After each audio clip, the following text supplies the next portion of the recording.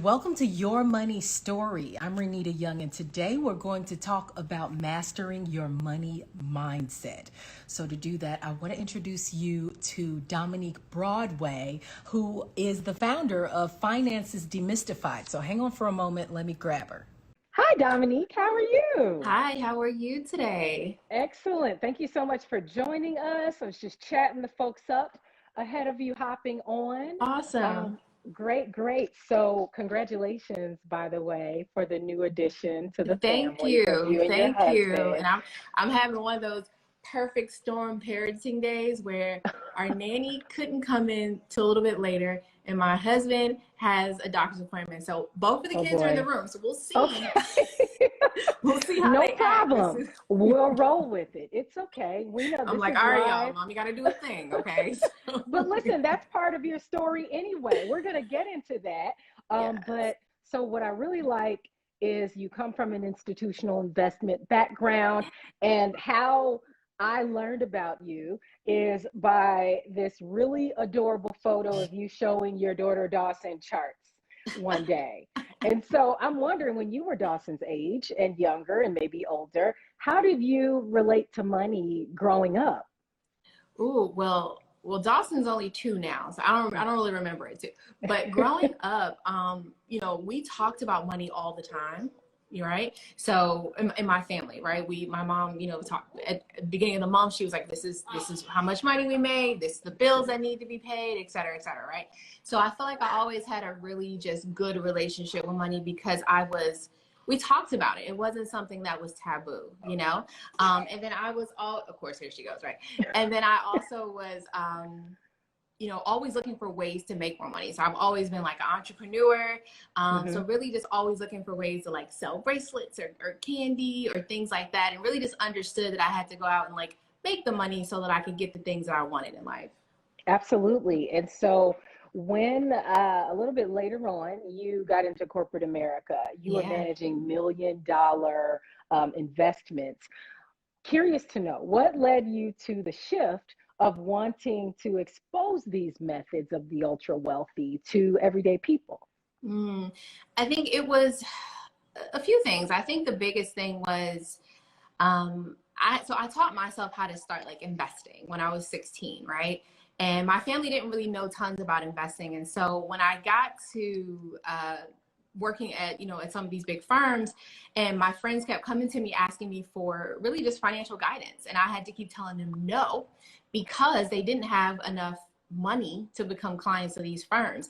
And so Hmm. I'm like, wait, I was teaching myself this stuff, like you guys don't know about investing and stuff. They're like, no, I have no clue, right? So it was really just having those moments where I had to constantly keep telling the people that I loved and cared about that didn't have millions and millions and millions and millions of dollars that I couldn't help them. So that's when I realized, like, I have to be able to take, or I want to be able to take this knowledge that I have, that I've been blessed and fortunate to have picked up in being in these rooms that, like I said, most people don't have access to get into, and I need to be able to share this information with other people that most times are never going to get access to the information, and just may not even have enough money, right, to qualify to sit down with these financial professionals.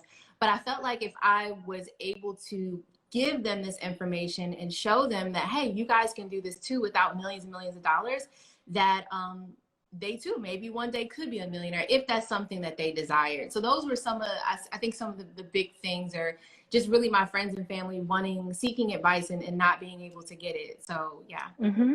Very good. And I mean, it sounds like you had a pretty healthy relationship with money growing up, which many people aspire to, or they Hmm. hope for that for their children, Yeah, right? yeah. And so obviously at some point, right, there was a mindset shift. And Hmm. we're here to talk about mastering your money mindset. Like, how do you define your money mindset, number one?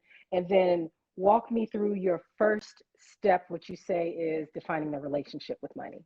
Yeah, I think for me, your money mindset is really it's really your relationship with money, right? So you think about it, like we have relationships with our significant others, we have relationships with some people have healthy relationships with food and not healthy relationships with food, right? Hmm. So it's a very similar thing when it comes to money, right? So a lot of you know, people have had positive relationship with money just because they've always seen it in a positive light. Maybe their family talked about it. It was something that was common, right? But then some people had more negative relationships because maybe how they have seen their parents struggle with money, or things that even growing up in your community and culture, you know, money is the root of all evil and all these crazy things that we hear. And so we feel like if we build wealth, or if we get wealth, we are bad people, or it's evil, and things like that are frowned upon by God, et cetera, et cetera. And a lot of times I even joke about, you know, a lot of times also people have negative relationships with money because they see, even in like TV, right? You think about The Simpsons and what's his name? What's the guy? Mr. Burns, right? He was he had tons of money, but he was mean, right? And you think about Scrooge. When we were growing up, Scrooge was sitting in his bank vault full of coins, and he was mean. And so a lot of times people have, believe it or not, it's even children, you see this and you're like, oh, rich people are bad, or people that build wealth are bad, or having too much money is bad. And so those are the things that, when we think about those relationships over years as children, as we get older, they are shaped, right? But then when it comes to actually having that money shift, I think the first thing you have to do is figure out, like, what relationship do you actually have? Like, seriously sit down and say, what is my relationship with money? Like, is it a one night stand?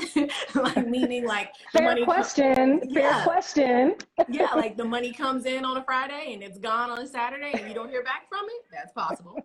Or, you know, do you have a longer term relationship where you hold on to your money, and so you're holding it and you're not letting it grow? Or maybe you just don't even deep down feel like you are able and capable of building wealth. There's a lot of people who say they want to be wealthy, but deep down don't believe that they deserve it, right? Oh, wow. So I think that you know, those are some things that kind of define it. But I think that it's also important, outside of figuring out what type of relationship with money you have, I think you should think back to some of your first money experiences, right? What are the first experiences that you had with money? Because those first experiences that you had with money, believe it or not, you know, even as a child, are a lot of times are defining your relationship with money now. So I never forget, I was speaking at a company years and years ago, and I asked this question, like, you know, what's your first experience with money? And this girl came to me after, she's like, I didn't want to share this publicly, but when I was a kid, I remember my uncle gave me $5, and I took that $5 and ran straight to the bathroom and flushed it down the drain. Oh my gosh. And she's like, I don't know what it is, Dominique. She said, but ever since then, I feel like all my money goes down the drain. Oh, well, no wonder you feel like that. It literally. And I was like, I don't know if it relates, but I get what you're saying. So she always just kind of like, I get money and it goes down the drain. So I thought that was interesting and funny. Okay. But yeah. But how do you suggest people change that though, right? So we discover our relationship with money, right? We learn that we have some flaws in how we, our first money memory. So how do you then make the shift?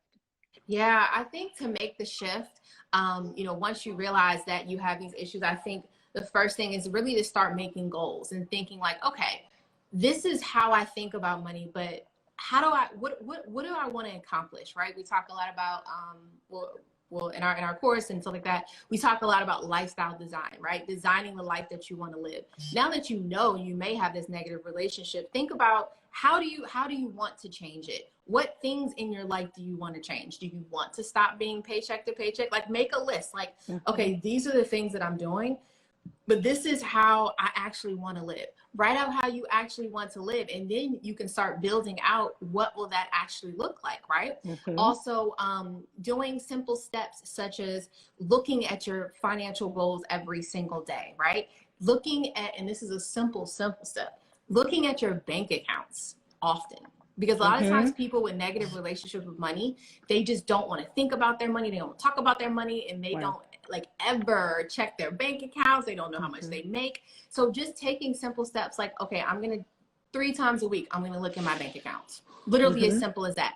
Getting acquainted with your finances. It's kind of like dating your money, getting used to it, seeing it. I like that. Yeah, dating your money. Yeah, getting used to getting to know it, because a lot of people, like I said, they are on a one-night stand with their finances, and because of that, they are just not familiar with it at all. Outside of that will also be money affirmations, right? I Yes. think this is one of my favorite ones, actually right here on one of the notebooks that I have for our students. It says, I am a money magnet. I've made the decision to become wealthy. So even something as simple as me saying every day, I'm a money magnet, money's going to start flowing to me. I'm going to believe that I'm a money magnet, not a money repellent. There's a lot of people who really truly feel like they're a money repellent. So even like that young lady who said that she got the $5 and flushed it down the drain and it was gone, she probably deep down feels like she's a money repellent, right? Money just, every time money gets close to her, it flows away. But I believe I'm a money magnet, right? And money flows easily to me. And I've made the decision to become wealthy. So sometimes it's literally even just making the decision that I want to become wealthy and then defining what wealth means to you. You know what? That kind of connects with a question that Dee Zanderson says, talk about limitations. Are they real or are they made up? Oh, that's a good question. That's They a are good so question. made up. Yeah. Limitations are so made up. Limitations are made up by our minds. Sometimes they can be made up by our families, right? I think we're having Media and family and friends and just our own mental, our own minds, and those create those limitations. So I feel like there's no limitations. I honestly, truly, in my heart of hearts, feel like I can do anything that I decide that I want to do. As simple as that. And you can do the same thing. If you're like, hey, I want to do something, you've made the decision to do it. Now go take the actions on your part that need to happen to make it happen. So one of the things my husband always says that I absolutely love, he says, if you believe you can, you can. If you believe you can't, you can't. It's as simple as that. So if you have any limitations, then you're right. Then you're not going to, you're limiting yourself. You're only going to be able to succeed financially or business wise or whatever, what you think you can. As simple as that. You know what? A lot of love is flowing through the comments. And someone, Corinne says she's so grateful what you're sharing and what you've learned. And so we're actually coming to a close. And I want to ask you about a couple of more affirmations. Like, people need to start out with a few. We have the I am a money magnet. Give us a couple other affirmations, money affirmations that people can use today. Yeah, you know, and I would say this. I like I'm a money magnet. I also like I've made the decision to become wealthy. Money flows easily to me, things like that. But what I will also recommend is for people to create their own money affirmations. I can give you affirmations all day. These are the things that I believe. But if you don't believe them, you're just like, oh, Dominique says them, so I'm saying them, they may not work. So I would say take some time, and honestly, this may sound corny, look in the mirror and talk to yourself and say, listen, Dominique, I am amazing. I attract wealth. I am using my knowledge to become wealthy, et cetera, right? I'm gonna figure out what works with you, because those affirmations that you set for yourself, you're going to resonate with those a lot more. So I would say literally just look in the mirror and talk to yourself and think about what it is that you truly believe and what you actually want to achieve, and start saying it every day throughout the day. I love it. I love it. So it's almost going to be a direct reflection of those goals that you want to make, that you're looking at every day, right? So excellent. Dominique, thank you so much for joining us. We have been talking about mastering your money mindset. You guys make sure you head back and watch the replay. And if you want to learn more about Dominique Broadway or Finances Demystified, head on over to either of those IG pages where other links are. So thank you so much. I hear the baby calling. I know they did pretty good this time. So listen, right on time. These babies were right on time. And I see your husband Dion in there. Hey Dion. Everybody, thank you so much and have a lovely day. All right. Thank you so much, Renee. See you soon. Bye-bye. See ya.